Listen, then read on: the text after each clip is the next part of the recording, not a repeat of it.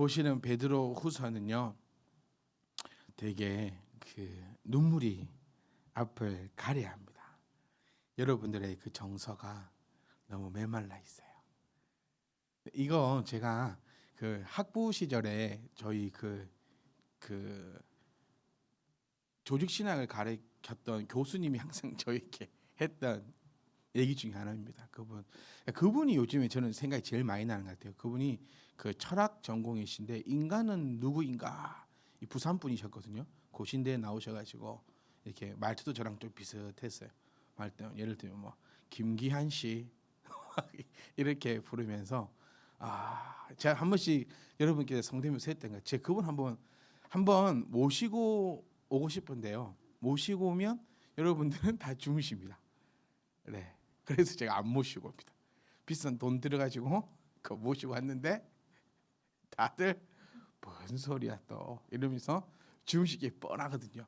그러니까 되게 이제 제 은사님을 좀 까는 것 같아서 그렇지만 되게 학식이 높으시고 되게 철학적이시지만 되게 설명을 못 하세요. 그러니까 학문만 설명하시는 분 있잖아요. 예화 이런 거 전혀 없어. 그냥 무조건 이 학식만을 가르치고 그 워낙 높은 학식을 가르치다 보니까 앉아 있는 학생들의 수준이 떨어지니 그 말을 알아들을 수가 있나. 그래서 그 교수님이 늘 했던 말씀이 놀라지 않는 여러분의 모습을 볼 때 놀랄 노자입니다. 와, 그러시고 또 설명할 때 이렇게 저는 이제는 좀 눈에 보이는 것 같아요. 그 강의하실 때 학생들의 모습이 얼마나 처참했는가. 제가 여러분들을 뵈면서 그 교수님 마음이, 그래서 그분이 항상 했던 말씀이 이거예요. 여러분들의 메마른 감정을 보니 뭐 그렇습니다. 여러분 감정이 메말랐습니다. 이랬는데 요즘에 이런 베드로후서를 보면서 좀 더 잘 배울 걸, 그런 후회가 드는 게 철이 좀 빨리 들면 좋겠어요. 네, 그때 이렇게 가르쳤던 교수님들도 나중에 너희들이 목회를 할 때 이 장면이 기억이 나고 생각이 나고 아쉬워하고 막 그럴 거다라고 이렇게 생각을 하고, 제가 또 한 번은 한 3, 4년 전인가요? 제가 광신대에 청강을 몇 번 간 적도 있어요. 되게 이렇게 그때는 없던 학구열이 좀 타오르기도 하고 조금 이렇게 해서 갔더니 교수님들이 좀 부담스러워 하시더라고요. 그래서 이제 안 가죠. 좀 부담스러워도 하고 막 그런 부분들이 없잖아 있던데, 제가 왜 말씀드리냐면 오늘 14절 15절은요 베드로가 제가 생각했을 때는 눈물을 흘리면서 저는 쓴 것 같아요. 여러분 이 베드로가 마지막입니다. 정말 그 마지막에 지금 14절 말씀, 우리 성경 한번 찾아볼까요? 요한복음 21장 18절 한번 찾아보겠습니다. 요한복음 21장 18절. 요한복음 21장 18절. 제가 한번 읽어드리겠습니다. 내가 진실로 진실로 네게 이르노니, 이 받는 사람이 베드로입니다. 네게 이르노니 네가 젊어서는 스스로 띠띠고 원하는 곳으로 다녔거니와 늙어서는 내 팔을 벌릴리니 남이 내게 띠띠우고 원하지 아니하는 곳으로 데려가리라. 요겁니다.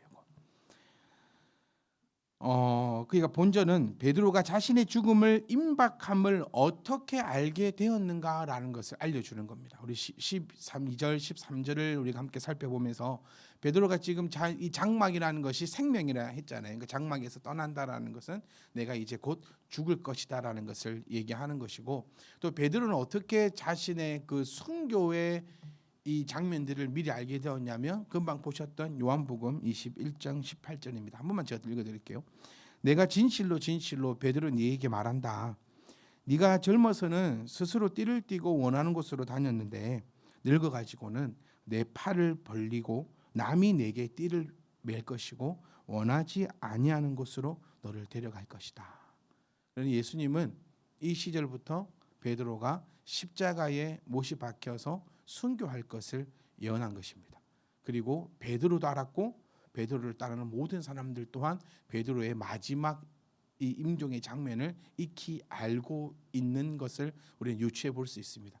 그러니까 여러분, 예수님은 하나님이십니다. 아멘. 어떻게 뭐 초능력이 있고 어떤 뭐 능력이 있는 그런 대단한 사람이 아니라 하나님께서는 곧 예수님께서는 곧 하나님이심을 우리가 기억하셔야 합니다.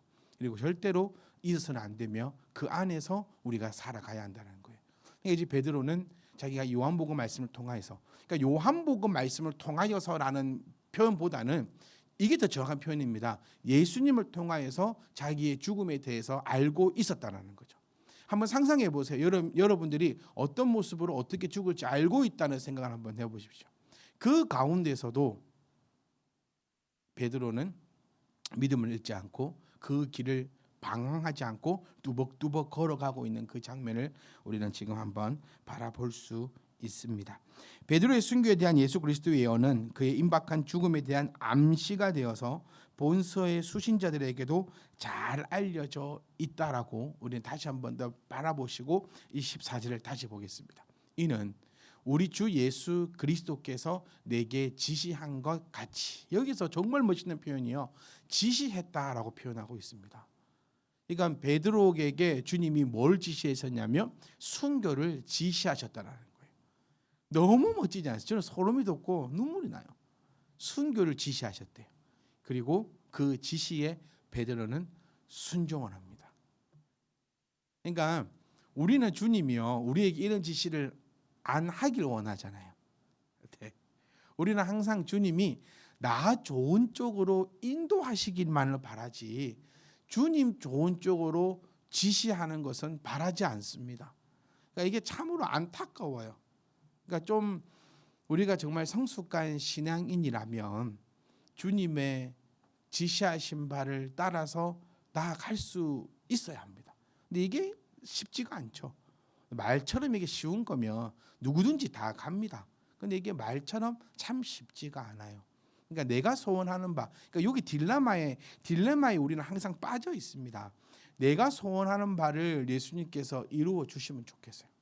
내가 소원하는 바를. 그러니까 내 자녀는 어떻게 되었으면 좋겠습니까? 소위 말하는 다 잘 됐으면 좋겠어요. 네. 누구 입장에서?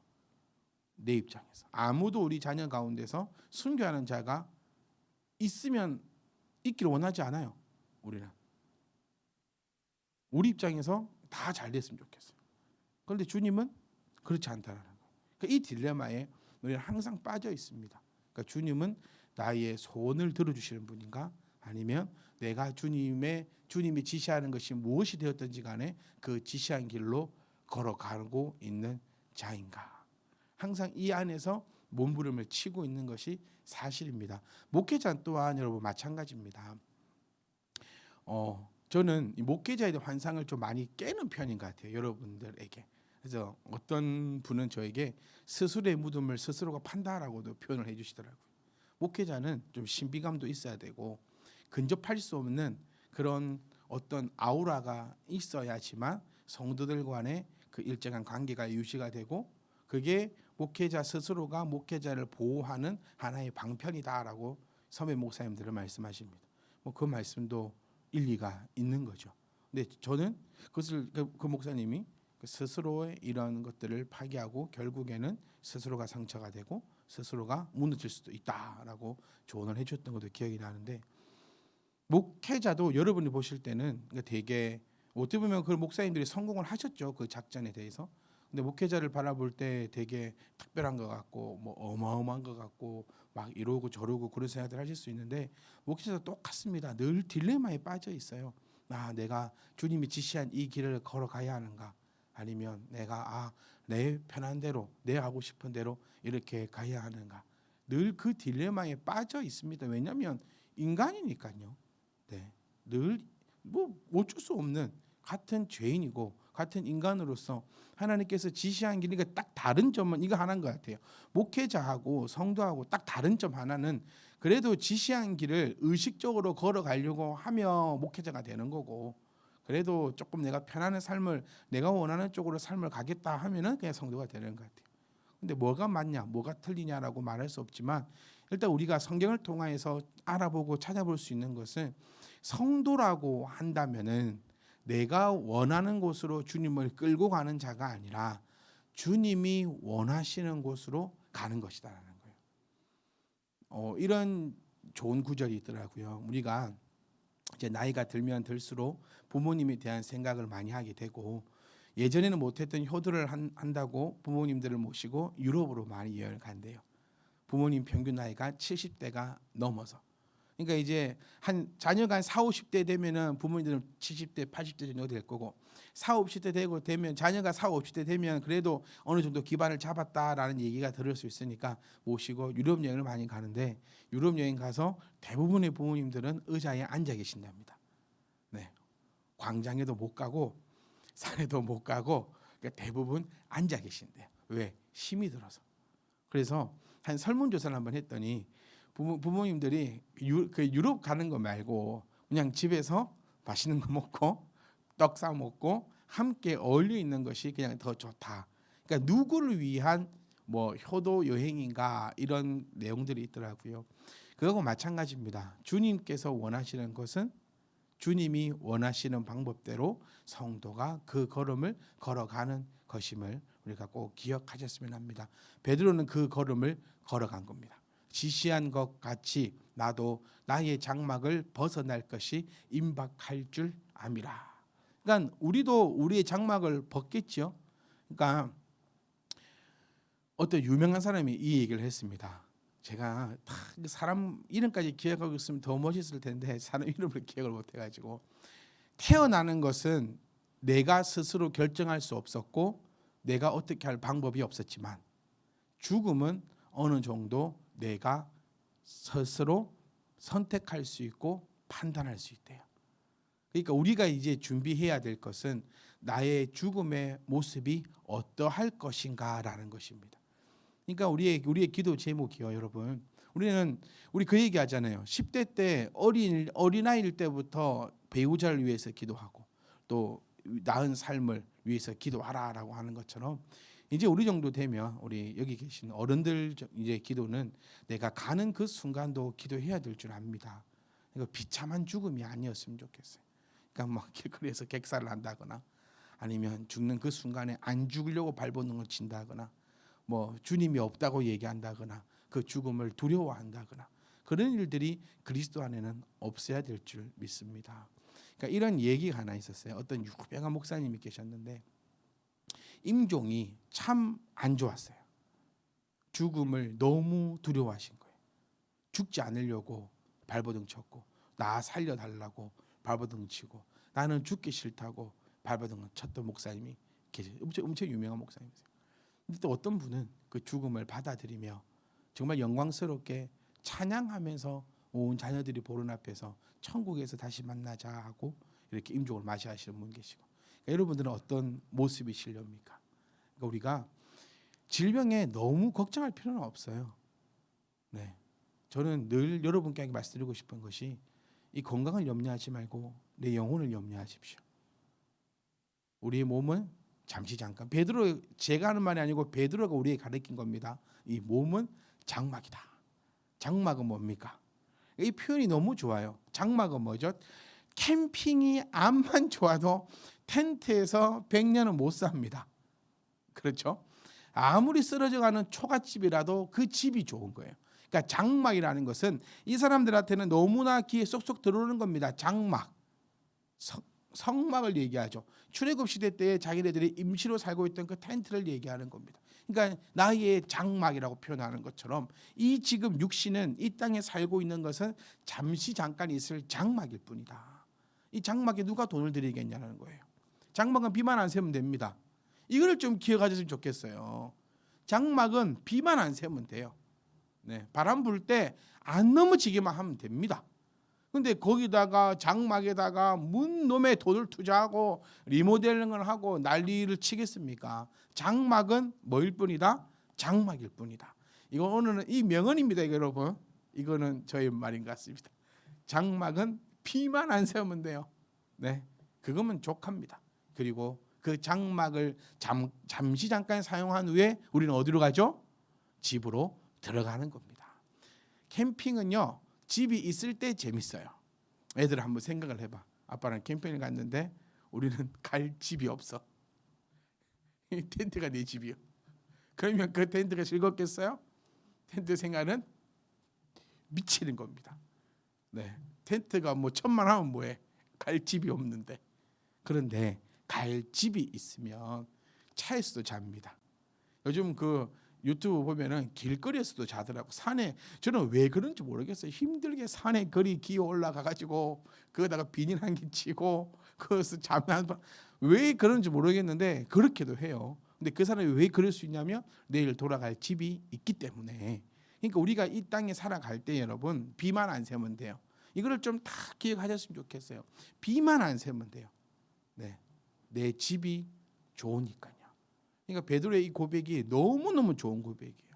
내가 이곳에 있는 것은 장막이고 나는 곧 벗어날 것이 임박했다. 얼마나 좋습니까? 네, 여러분 좋은 겁니다. 장막을 내가 오늘 내가 죽으면 어떡할까? 이거 아니에요. 하나님께서 허락하신 그 삶을 살아가다가 주가 부르실 때 이제 드디어 이 장막을 벗어난다 싶으니 얼마나 기쁘겠습니까? 15절 말씀 보시면 내가 힘써 너희로 하여금 내가 떠난 후에도 어느 때나 이런 것을 생각나게 하려 한다. 오늘 여러분 집에 가시거든 이 15절 한 10번만 한번 읽어보고 주무십시오. 내가 힘써, 베드로가 지금 앞절에서, 그러니까 지금도 그렇고 뒤에도 그렇고 힘써서 얘기했고 얘기할 것입니다. 제 여러분께 한번 여쭈고 싶어요. 이런 것이 뭡니까?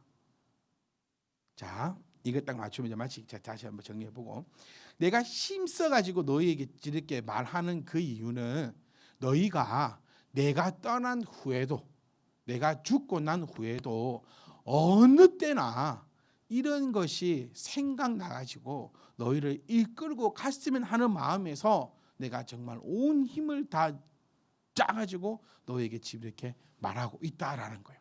여기서 이제 이런 것이 뭐냐? 이걸 모르면은 이제 끝장나는 거죠. 이런 것이 뭐죠? 끝장났네. 아유, 아버지. 이러면은 베드로의 죽음이 헛된 죽음이에요. 하준아, 이수진 장군이 어디서 죽었지? 배에서 죽었어. 배에서 죽었는데 죽을 때 뭐라고 하셨지? 혹시 몰라? 책 좀 읽어라. 희우야, 뭐라고 죽었지? 내 죽음을 알리지 마라. 하준아 알겠지? 알겠지? 이수진 장군이 죽을 때 내 죽음을 알리지 마라 하고 죽었대요. 그럼 희우야, 베드로는 뭐라고 죽었니? 말이 안 되는 거야. 안 물어본다 쳐다봐라. 여러분 베드로는 뭐라고 죽었습니까? 믿음 위에 덕을 세우고 덕 위에 지식을 세우고 지식 위에 절제를 세우고 절제 위에 인내를 세우고 인내 위에 경건을 세우고 경건 위에 형제 우애를 세우고 형제 우애 위에 사랑을 더하라 하고 죽었다고. 네. 이런 것을 생각나게 하려고 베드로가 죽음을 앞두고 우리들에게 힘써 이야기했다라고요. 내 죽음을 알리지 마라 그렇게 말 안 했대요. 네, 정말 아빠 죽겠는데 뭔 내 죽음을 알리지 말라고. 그러니까 꼭 좀 여러분 이 베드로 사도 베드로의 죽음이 헛되지 않았으면 합니다. 자, 정리하고 마칠게요. 베드로는 장막을 벗습니다. 죽음을 앞에 둔. 그러니까 제가 이 말씀을 계속해서 반복하드리는 이유가 정말 좀 무겁게 받아들였으면 좋겠어요. 네. 만약에 제가요 내일 죽어요. 그러면 오늘 제가 하는, 제가 알고 있는 거예요. 저도 알고 있고 여러분도 알고 있어요. 제가 내일 죽어요. 그럼 오늘 제가 하는 설교는 여러분 귀에 얼마나 힘있게 들어가겠습니까?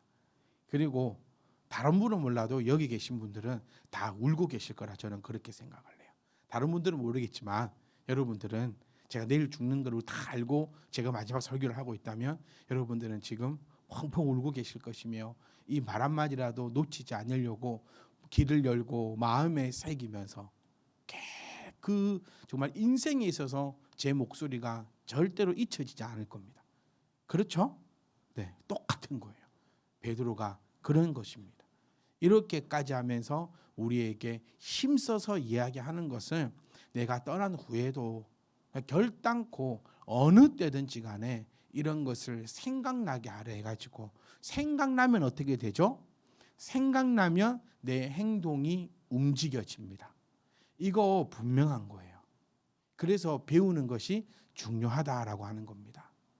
말씀을 내가 많이 알고 있잖아요. 왜 우리 어린 시절에 아이들에게 말씀을 암송하게 하고, 요즘에 암송하게 안 해요. 그러니까 이게 다 때가 있거든요. 말씀을 암송하게 하고, 또 여러분들에게도 또 말씀을 암송하십시오, 말씀을 보십시오, 이렇게 하는 이유가, 내가 알고 있으면 딱 그 순간에 그 말씀이 생각이 나고, 그 생각이 나게 되면 행동이 멈추어지거나 그 행동이 이어진다는 거예요. 그래서 내가 배우고 생각나는 것이 되게 중요한 것입니다. 신호등 앞에 빨간불일 때 딱 멈출 수 있는 그 이유가 뭔지 아세요? 우리는 배웠기 때문이에요. 빨간불 때 건너가면 보험 적용이 안 된다라고 배웠기 때문에 어른들이 이렇게 배운 거죠. 근데 아이들한테 어쨌든 빨간불에 지나가면 안 된다. 선진국과 후진국의 차이를 확실히 알 수 있는 것은 교통 문화를 보면 합니다. 선진국에 가면 갈수록 교통 질서가 잘 잡혀 있고, 후진국에 가면 갈수록 교통 질서가 하나도 안 잡혀 있어요. 나중에 우리 주니어 친구들도 우리가 여행을 가고 또 살펴봤을 때, 우리나라보다 교통 질서를 잘 지키는 나라는 우리나라보다 잘 사는 나라예요. 그런데 정말 이게 신호가 있는지 중앙선이 있는지 온 천지 막 마음대로 막 길거리에 니엇가 다니고 소 다니고 막 빨간불에도 막 지나다니고 이러면은 이 나라는 후진국이다, 이렇게 보면 되는 것처럼, 왜 그러냐? 못 배웠으니까 생각이 안 나는 거예요. 지원아, 길거리에서 오줌을 싸면 돼, 안 돼? 자, 미안하다. 시골에서 사람 안 보면 되지. 이거 지원아, 이거는 못 배워서 그렇다는 소리밖에 못 들어. 자, 시골에서도 싸면 돼요, 안 돼요? 안 돼요. 네, 안 돼. 지원아, 배워 이제. 시골에서도 너무 급하면은 어쩔 수 없겠지. 너무 뭐 산에서도 싸는데 뭐 시골이라고 뭐 힘들겠어. 근데 너무 급하면 어쩔 수 없겠지만, 제가 여러분께 꼭 말씀드리고 싶은 것은 이겁니다. 베드로는 생각나게 하려고 하는 것입니다. 생각나게 하려고. 뭐가요? 다시 한번 말하고 마칩시다. 뭐가? 믿음 위에 아직 못 오면 안 돼.